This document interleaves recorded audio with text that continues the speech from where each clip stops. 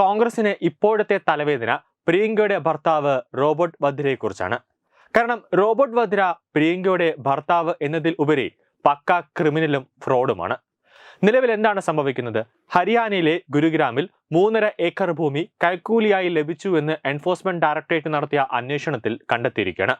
പ്രത്യേക കോടതിയിൽ ഫയൽ ചെയ്ത കുറ്റപത്രത്തിലാണ് എൻഫോഴ്സ്മെന്റ് ഡയറക്ടറേറ്റിന്റെ ഈ കണ്ടെത്തൽ ഉണ്ടായിരിക്കുന്നത്. എൻഫോഴ്സ്മെന്റ് ഡയറക്ടറേറ്റിന്റെ കുറ്റപത്രത്തിലെ ചില കണ്ടെത്തലുകൾ പ്രിയങ്ക ഗാന്ധിക്കും കുരുക്കാകുമെന്നാണ് കേന്ദ്ര സർക്കാർ വൃത്തങ്ങൾ പറയുന്നത്. ഇതോടെ പ്രിയങ്കയ്ക്ക് കാര്യം കൂടുതൽ കുഴപ്പത്തിലാകും.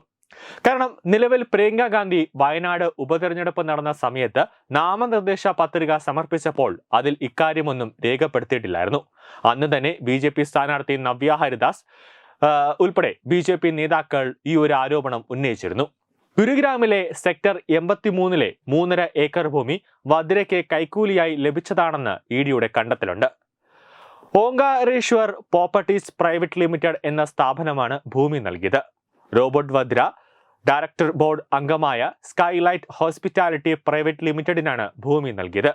ഈ ഭൂമിക്കായി സ്കൈലൈറ്റ് ഹോസ്പിറ്റാലിറ്റി പ്രൈവറ്റ് ലിമിറ്റഡ് 7.5 കോടി രൂപ നൽകിയെന്ന് റോബർട്ട് വദ്ര അവകാശപ്പെടുന്നുണ്ട്.